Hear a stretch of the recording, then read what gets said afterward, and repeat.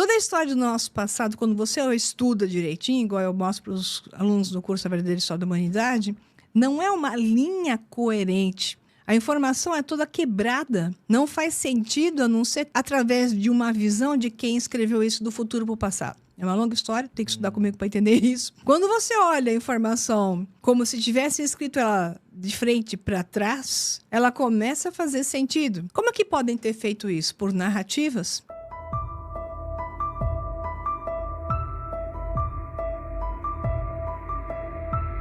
Através de uma visão de quem escreveu isso do futuro para o passado. É uma longa história, tem que estudar comigo para entender isso. Quando você olha a informação como se tivesse escrito ela de frente para trás, ela começa a fazer sentido. Como é que podem ter feito isso? Por narrativas?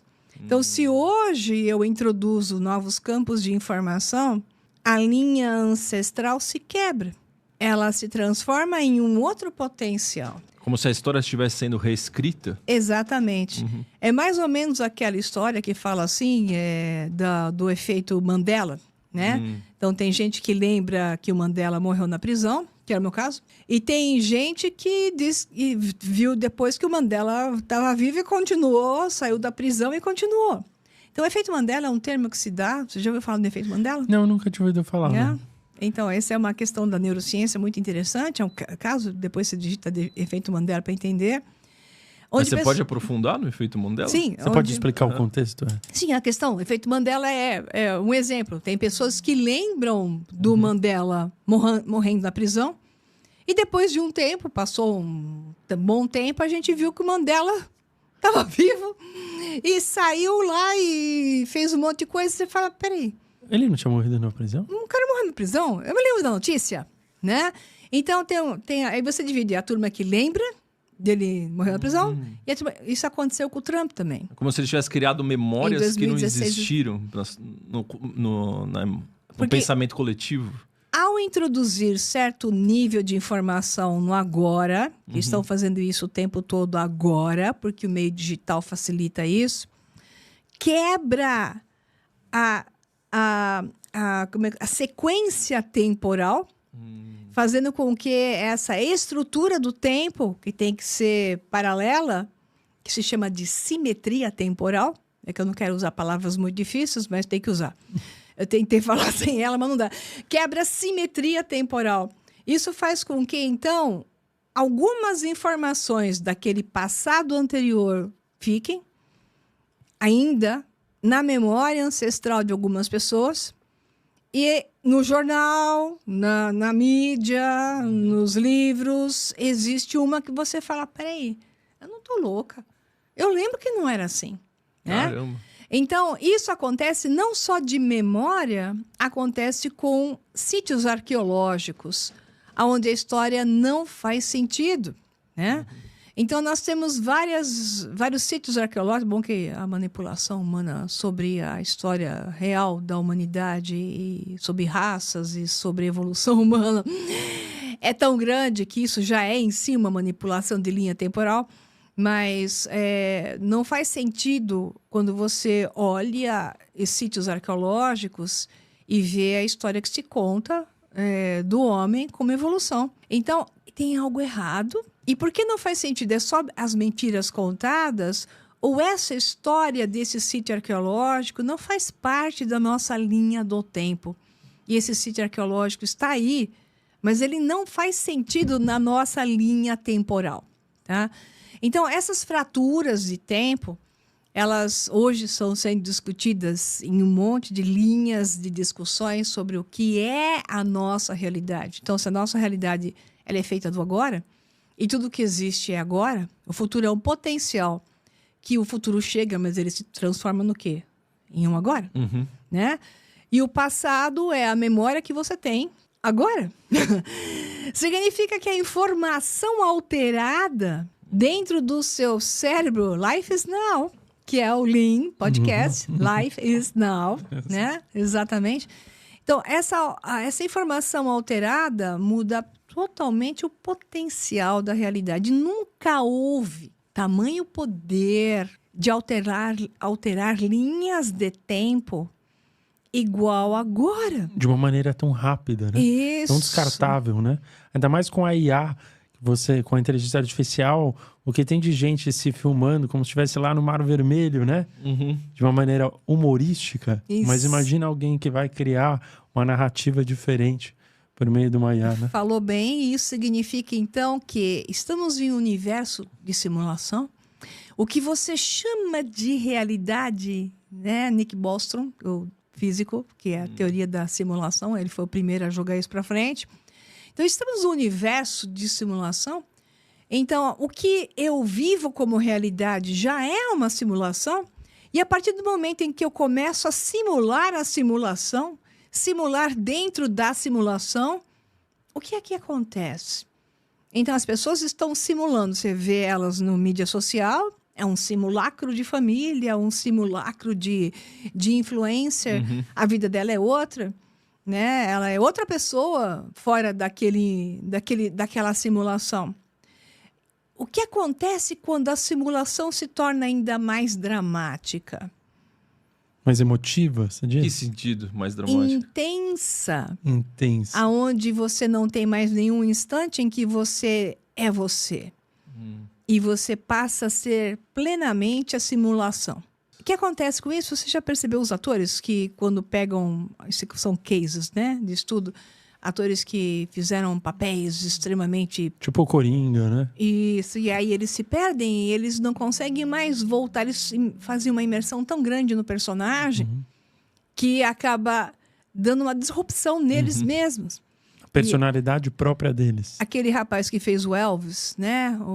Sim. Como é que ele chama mesmo? Esqueci o nome dele. Esqueci o nome dele. Desse último filme? Isso. Ele passou a fazer a voz do Elvis. Ele assumiu para ele mesmo. Esse é um exemplo meio tonto, tem coisas mais dramáticas. O Jim Carrey também, né? O próprio Coringa, que o Jack acabou... Nicholson, né? Ah, não, aquele que se matou. Fez o último Coringa. Deu a vida, Sim. né? Ledger. Heath Ledger. Ledger, qualquer coisa assim. Então, o que acontece? A pessoa se perde, porque ela não pode ser...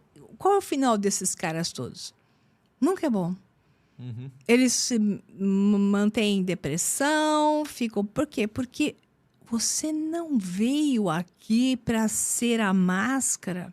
Você veio para essa realidade para desenvolver alguém sem máscara e reconhecer a máscara como tal. Então, enquanto o nosso papel aqui é desenvolvermos a singularidade, o ser único, tirar a máscara que a família te colocou, o meio te colocou, o sistema te colocou, e encontrar a si mesmo é a única forma de ser real e verdadeiro. Realidade. Qual a única maneira de você viver uma realidade no mundo que potencialmente é uma simulação?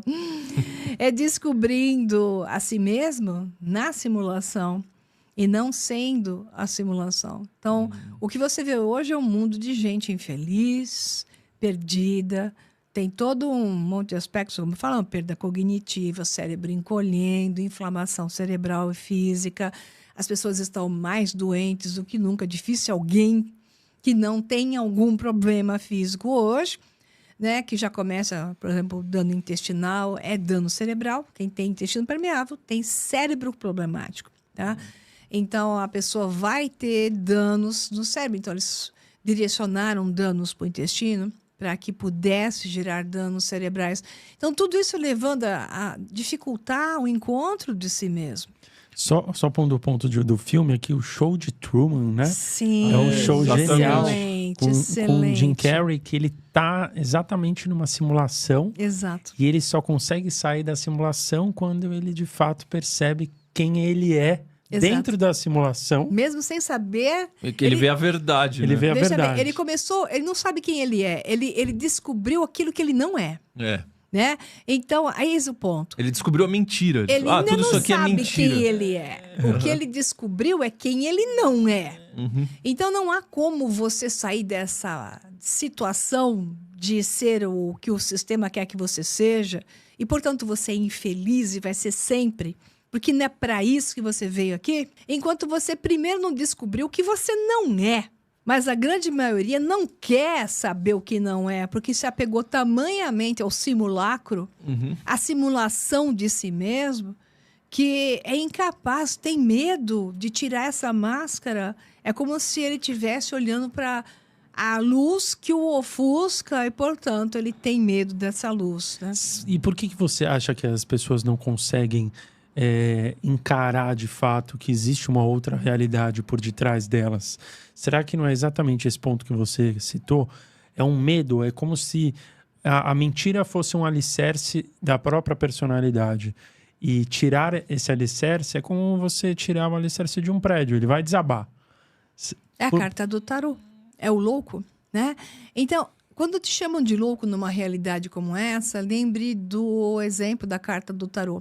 Então, que está em cima de uma montanha, dando o primeiro passo para esse precipício. Né? É a carta do... Isso. Então, é a única forma de você descobrir a verdade é se tornar louco numa realidade que é insana. Isso significa que esse louco, na verdade, está adquirindo coerência. Consciência. Isso. Ele sabe que ele tem que deixar de ser o que lhe disseram para, então, significa descer ao submundo. Essa é a história, de novo, né, da jornada do herói. Descer ao submundo, se desvestir para subir totalmente desnudo à superfície e passar a agora redigir uma nova definição de si mesmo e alcançar o seu poder pessoal. Não há outra forma de não se desvestir de tudo que te disseram. Inclusive, né, quando a gente criou esse canal aqui, muitos dos nossos amigos falavam que nós éramos loucos. Nós tínhamos papos de louco, né? Porque a gente não conseguia bater esse papo com ninguém. Então a gente resolveu criar o canal justamente para ver se achavam os outros loucos. Então, né, conseguimos realmente descobrirmos nós mesmos a partir da figura de um louco. Sim. Que é a sua mensagem. Já foram 160 conversas com loucos. Nunca houve tamanho poder de alterar linhas de tempo igual agora.